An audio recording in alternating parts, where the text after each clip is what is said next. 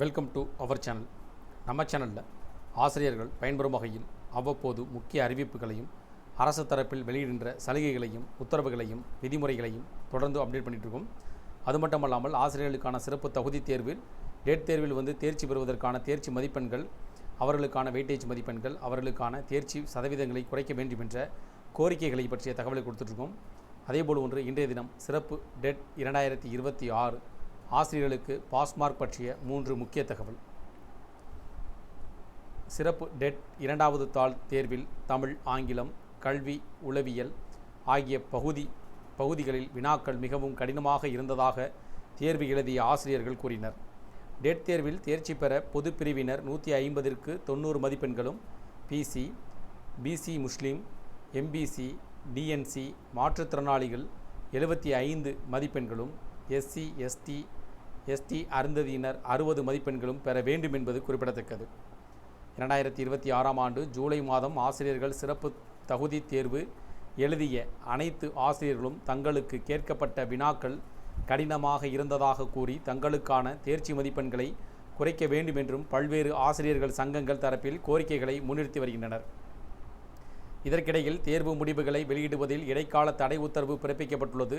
அதேபோல் 2025ஆம் ஆண்டு தேர்வு எழுதியவர்களுக்கும் தேர்ச்சி மதிப்பெண்களை குறைக்க வேண்டும் என்றும், குறிப்பாக பொது பிரிவினருக்கு மதிப்பெண்களை குறைக்க வேண்டும் என்றும் கோரிக்கைகளும் உள்ளன.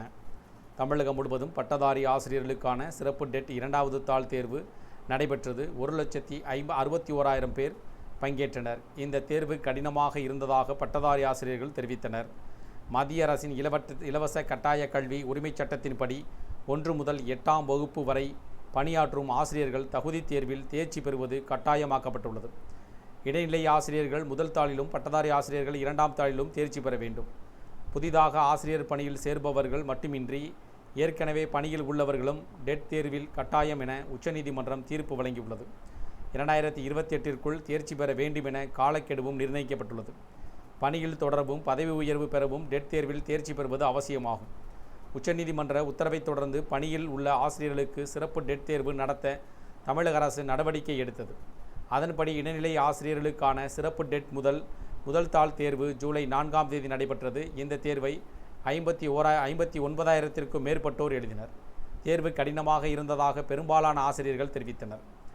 இந்த நிலையில் பணியில் உள்ள பட்டதாரி ஆசிரியர்களுக்கான சிறப்பு டெட் 2வது தாள் தேர்வு நடைபெற்றது. சென்னையில் 38 மையங்கள் உட்பட தமிழகம் முழுவதும் 603 மையங்களில் தேர்வுகள் நடைபெற்றன.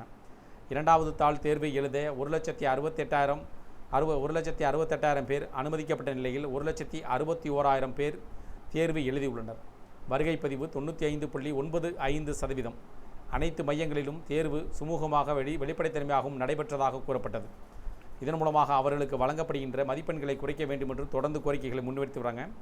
அது மட்டுமல்லாமல் அவர்களுக்கான தேர்ச்சி மதிப்பெண்கள் தற்போது வழங்கப்பட்டிருக்கப்படும் 2025ஆம் ஆண்டு ஜனவரி மாதம் அவர்களுக்கான மதிப்பெண்கள் தேர்வு எழுதியவர்களுக்கும் 2026ஆம் ஆண்டு ஜனவரி மாதம் தேர்வு மதிப்பெண்கள் குறைக்கப்பட்டதை அவர்கள் சுட்டிக்காட்டியுள்ளனர். அது மட்டுமல்லாமல் பொது பிரிவினருக்கு மட்டும் மதிப்பெண்களை குறைக்காமல் இருப்பது பாகுபாடு இன்றி அனைவருக்கும் மதிப்பெண்களை குறைக்க வேண்டும் என்று ஆசிரியர்கள் தரப்பில் பல்வேறு கோரிக்கைகள் முன்னிறுத்தி வருகிறது. இந்த கோரிக்கைகள் உங்களுக்கு பயனுள்ளதாக இருந்துச்சுன்னா வீடியோக்கு லைக் பண்ணுங்கள். மீண்டும் இதே ஒரு பயனுள்ள தகவலை சந்திப்போம். நன்றி.